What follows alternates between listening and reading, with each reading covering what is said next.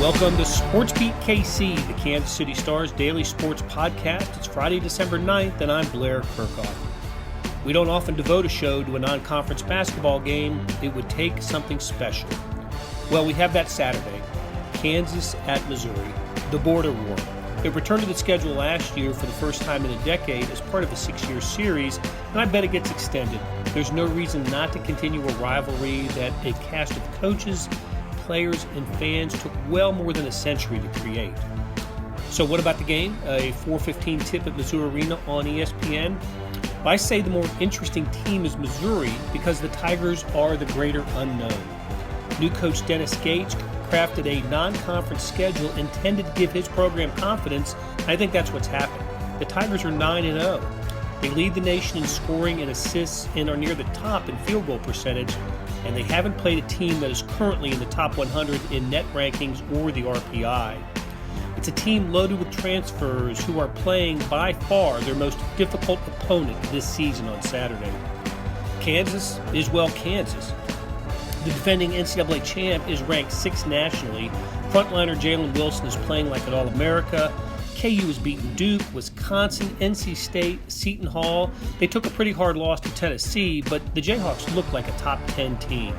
So there you go. We cover all the angles of this game today with columnist Vahe Gregorian and beat writers Shreyas, Laddha, and Gary Bedore. Vahe, Gary, and I have been around so long. We've seen so many border war games. This will be Shreyas' first, and I'm eager to see his reaction to the crowd on Saturday. Okay, let's get started talking KU-MU. What a show, what a show. We've got the Kansas-Missouri border war basketball game happening Saturday afternoon, or is it the Missouri-Kansas border war basketball game happening Saturday afternoon? So in either case, Jayhawks, Tigers, always a lot of fun. And to talk about it, star columnist Vahe Gregorian, beat writers Shreyas, Laddha, and Gary Bedore. Shreyas, I want to start with you, because you're sitting among some Methuselahs here.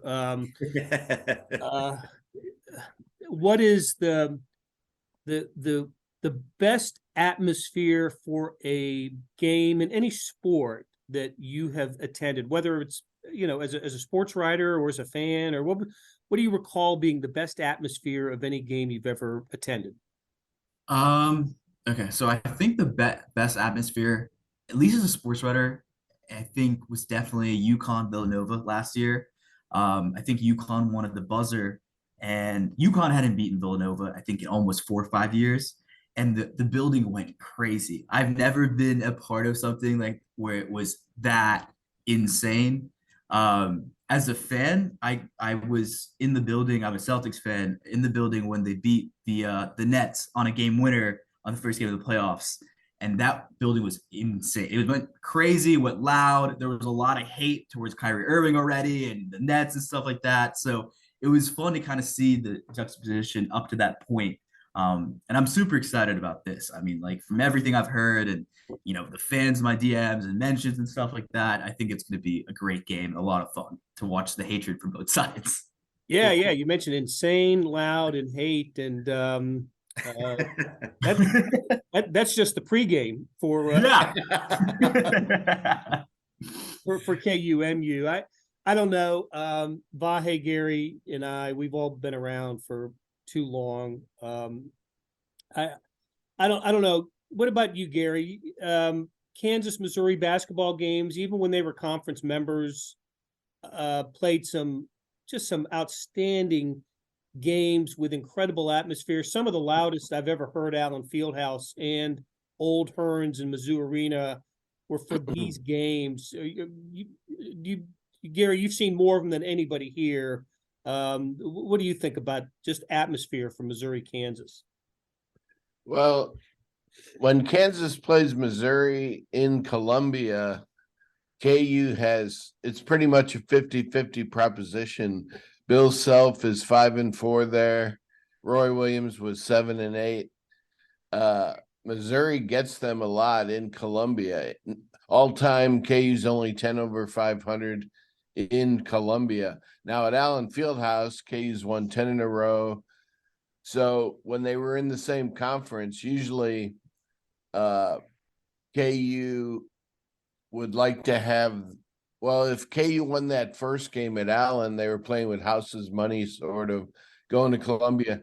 But if Mizzou won that first game, it would be in Columbia, it'd be the revenge game. So really competitive games. KU has won some blowouts in Columbia, but most are close. And you never know. You can't leave the game early if you're a fan, because many times the scenario was KU up by 7 at the last TV timeout. A few Missouri fans are leaving. You go, why are they doing that? And next thing you know, in overtime, Missouri's winning. So great atmosphere. Hopefully there won't be any problems. There usually are just verbal stuff, with the Antlers yelling stuff, but maybe you might have seen the Antlers this year. Maybe they've changed and they're just are they just a positive group now? And I don't think that's the case, but Blair, now they've caused some, I don't know if you want to call it problems throughout the years, but they've made it interesting with insults back and forth and all that. Great rivalry, usually much more competitive in Columbia. True. And as for the Antlers, look, they've never gone away. I guess there were some years in which they were either displaced or what was it, Vahe? The Zoo Crew was part of the the Antlers were on kind of double secret probation for a couple of years. And then I think a more tame version came back, and then I don't know, I think they're kind of in their full glory again from what I can tell. Although I would note that as we were speaking with Dennis Gates yesterday, I thought it was interesting. He made a point a few different times to talk about wanting a, quote, hostile environment, but not for it to get out of hand. And I don't know that he could have really been talking to anybody but them most specifically. Blair, it occurs to me sometime either, 24, 25, 26, when they're playing again, we should get Jeff Gordon of the St. Louis Post-Dispatch on with us. Jeff was a founding Antler in the early 80s or so. We maybe trace the arc of the. That's a great idea. I love that. And I remember that about Jeff, that he was. Yeah. I didn't know he was a founder, though. That's fantastic. Yeah. Founder. So I don't know if, the Constitution was written to play out the way it has, but hey, quick aside, just to tie a bow around this. Blair, when you're talking about the rivalry and the hatred, I thought you were just talking about between media outlets. I remember being at the Post-Dispatch and some guy from the Star blocking the door to the Kansas locker room where Rex Walters was holding forth, because that said guy didn't necessarily want the other paper to get into it, or other papers. Yeah, that was the height of the rivalry, the media rivalry, in my estimation. But I was thinking, as you were asking Shreyas about this, and as the Methuselahs here speak, my first Missouri-Kansas game was the 1990 game at Allen Fieldhouse, and I think Kansas was number 1, Missouri was number 2, and it was my first time in Allen Fieldhouse. And I woke up this morning thinking about that game, and yesterday was the 42nd anniversary of my first Springsteen show. And I remember thinking to myself, those experiences are on the same kind of par for me. It just out of body, incredible. And that was obviously an extreme thing to have be your first game, but it always held the same feeling for me in the games that I went to. And, obviously bookended nicely by the 2 unforgettable games at the end of the conference series. And I wager that it held some kind of place like that for you too, Blair, which is why we're, so excited about this. Yeah. In fact, Vahe, that your first KU-MU game was mine as well. In 1990, there was the first year I was covering college basketball at the Star, and that was the year Kansas came into the season picked last, I think, in the Big 8 after it was Roy Williams' second year, and by the end of the season, Missouri, Kansas, and Oklahoma were all trading the number one ranking, and those games, Missouri won both of them that year, beat Roy Williams twice in Allen Fieldhouse, and I think those Norm Stewart teams beat Roy Williams four straight times, both in Roy's first and second years. It wasn't until Roy Williams' third year that he finally broke through against the Tigers. Great teams, great atmospheres and games. The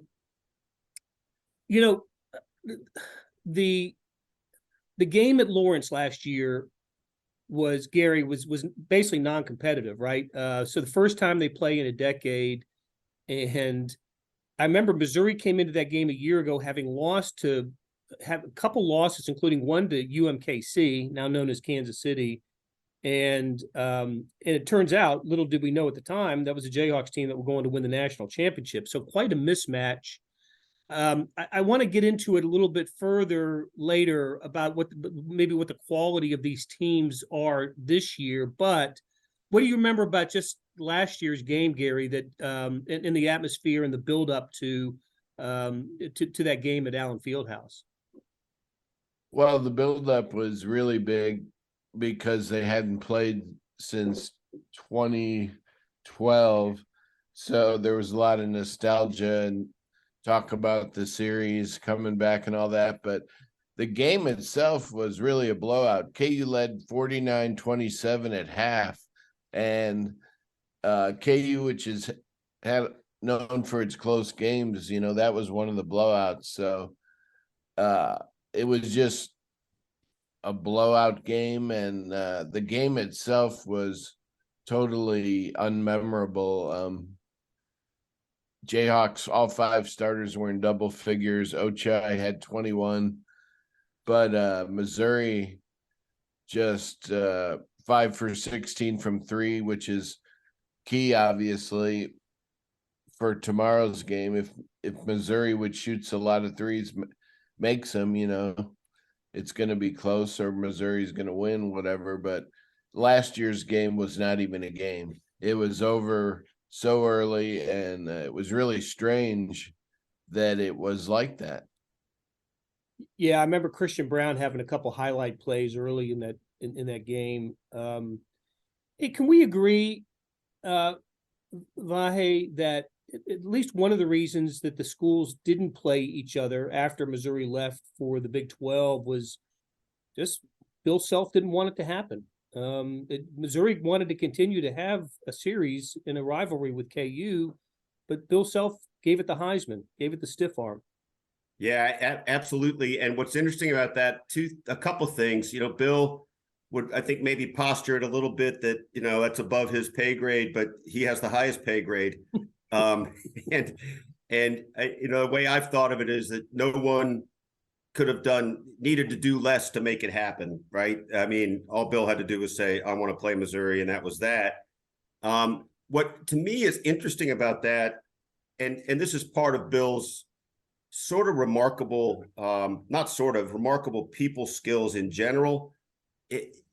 As he talks about his anger at the time, or whatever you want to call the hatred of Missouri, he also talks about quite often how enchanted he has been with the rivalry, how he loves the rivalry. I mean, he would say that in one sentence. I remember talking to him in 2013, and he would talk about there's nothing like it, and it's just the greatest, and I don't want to play him again because it just isn't the same.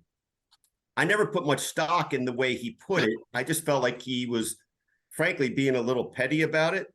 But I over the years, I've kind of come to appreciate his point a little more. The feeling of home and home every year, and being in the thick of it and having it matter in a conference race and all that. You could see why that was part of the great allure of it. On the other hand, if we get a good game out of this and you start feeling like you see the seeds of a real rivalry again, instead of what, the debacle last year, then maybe we see a new context that works for everybody. Hey, this is Blair. There are several ways to access the Star Sports section. Let me tell you about a couple of them. There is Sports Pass. For $12.99 a month, you get unlimited digital access to all the Star sports content, including beat writing, columns, features, pretty much everything we write. The deal renews monthly until you tell us to cancel. For $159.99 a year, you get everything the Star has to offer digitally, including sports and the e-edition. Go to kansascity.com and drop down to the bottom of the page where it says Start a Subscription for more information. Your support has never been more important. As always, thanks for reading and listening.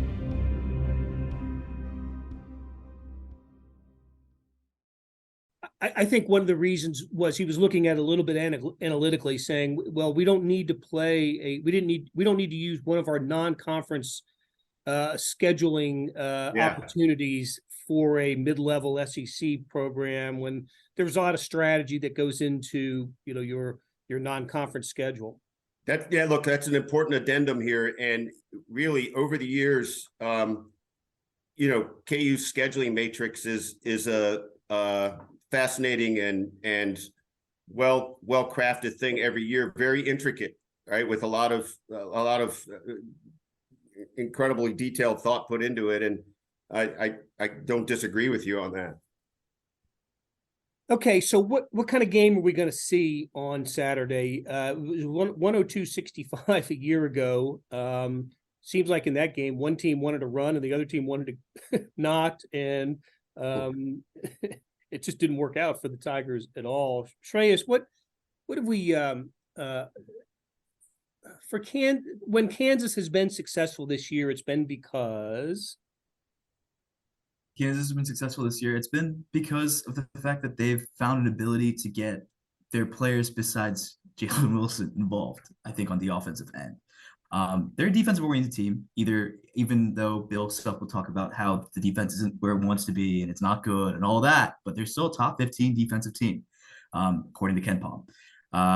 You're looking at a team that, Missouri comes in, they like to run. They love shooting around the rim. They're number one in the nation at field goal percentage around the rim.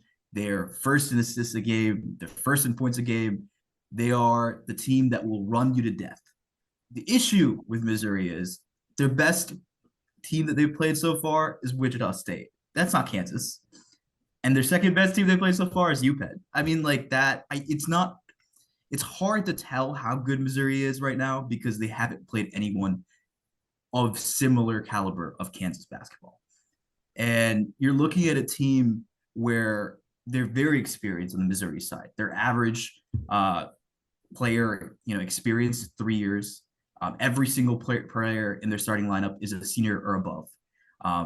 They've brought in a lot of grad transfers, which is great, right? They're going to be good this year. I don't know how much continuity it builds for the future, but I think the biggest thing is how can Kansas kind of respond to that initial punch that they're going to get from Missouri? Because they're going to have to kind of adjust to that pace. And Self says, we're a team that can play with pace, but can you play with pace that's the best among the best in the nation? That's the question. And I think Kansas can. It might just be an initial, okay, well, they're up 12-5. Let me take a timeout, get everybody kind of on the same page, get the kids like Grayton Dick and some of the younger guys who haven't played in a big-time rivalry game under, kind of focus and tell them to calm down.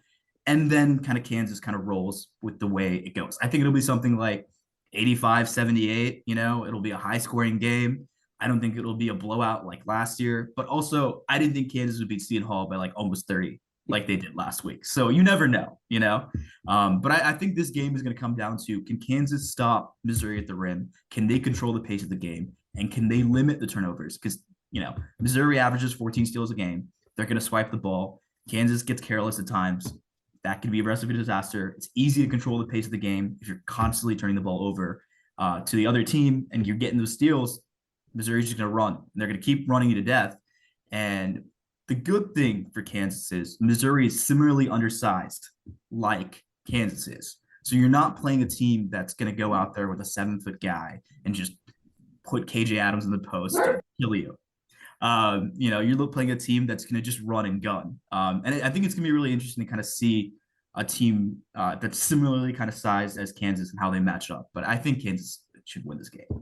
Okay. Hey, Gary, is it unreasonable to say that the most important player for Kansas in this game might be a Columbia native? Oh yeah, DeJuan Harris really is just what you want in a point guard.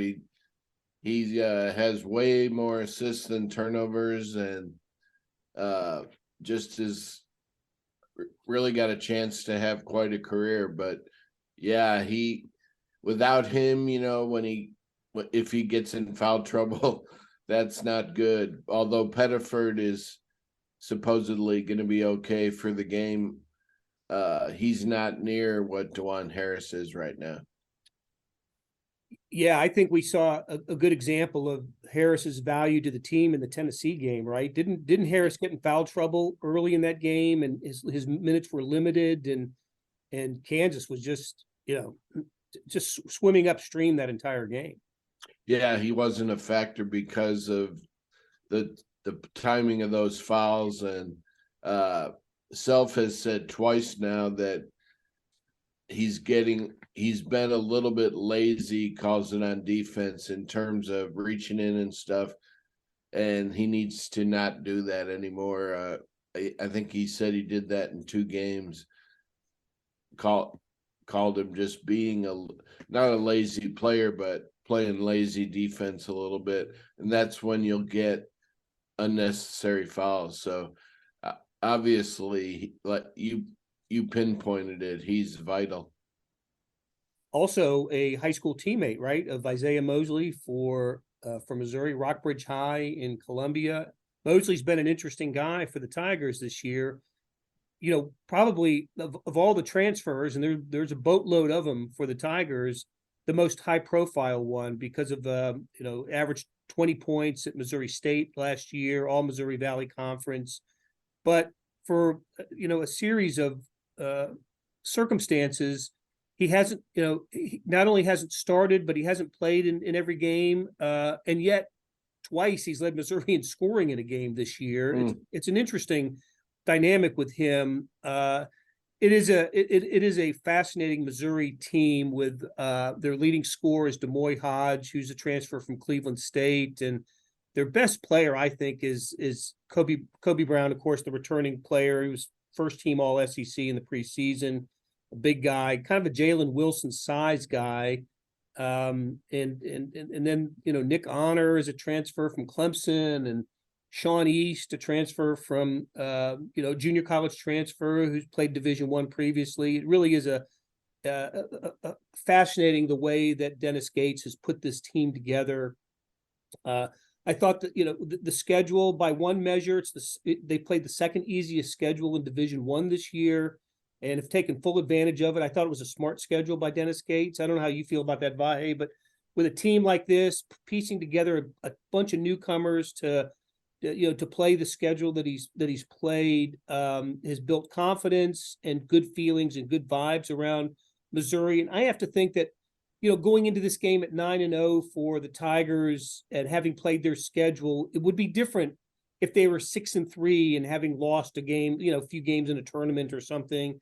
It just looks and feels different this way.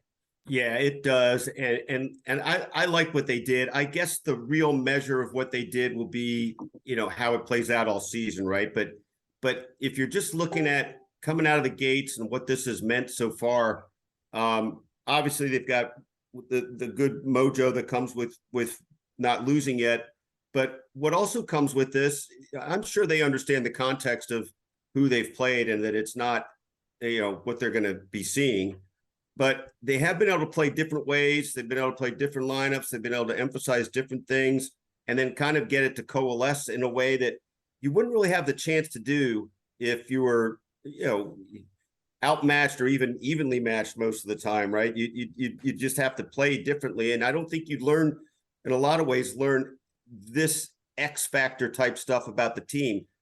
Not the problem is, but the challenge is now they're going to have to learn a lot more about them in, the crucible of much, much thornier competition. But I think for what they're trying to do, I'm really impressed. I went to that Penn game a couple of weeks ago, and I remember really being struck They didn't play great that night, but they played certainly well enough. And Penn isn't a great team, but kind of a pretty good, fundamentally sound team. Made some mistakes, but Steve Donahue, the Penn coach, after the game was really impressed with how these absolutely, divergent pieces were already looking like they played together. The ball movement, the commitment to defense, things like that, little earmarks. And that was only their second game, but I felt like that too. And I think we've seen that all along. Now, how these pieces hold together, what these stats look like after this game, that will be another sort of statement one way or another. I just find it interesting. It's almost like this grand experiment that Dennis Gates is putting together. You take some of the best players at the mid to high major level, guys that played at Missouri State and Cleveland State and Northern Iowa. Noah Carter is a Northern Iowa transfer who's a really nice player, and put them together and see what you've got with it. Can this team be a Power 5 or Power 6, however you want to describe it in college basketball, with this level of talent? Well, what's interesting, you just reminded me of something and this is true, right? This is the next era of basketball, right? We're a couple of years into NIL and transfer portal, and that's sort of maximized to the extreme with a new coach coming in. So all these things are, they're going to be the coin of the realm in certain ways going forward. Maybe not this extreme, right? Hopefully Missouri builds something that they can have some core going forward.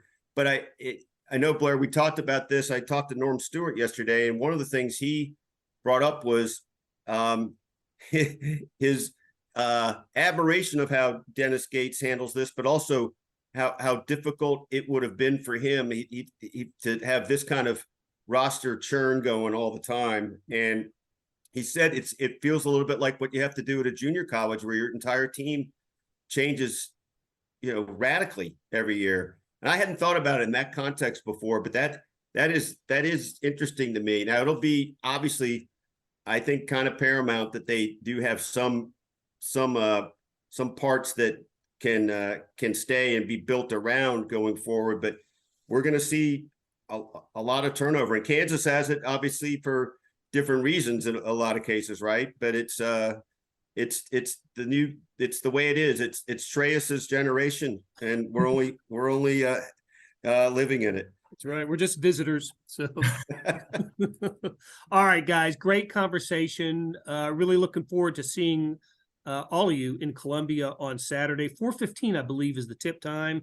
If you can't be there, ESPN is the broadcast destination.